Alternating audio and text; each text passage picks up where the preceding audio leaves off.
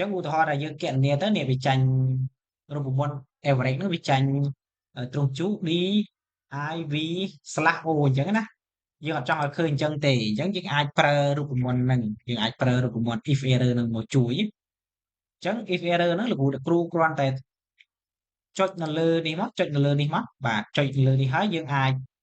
បើកវងកញ្ចក់មកយើងសរសេរ if error បន្ថែមរូបមន្តហ្នឹងណាបន្ថែមរូបមន្តរបស់យើងហើយបិទមកវិញមក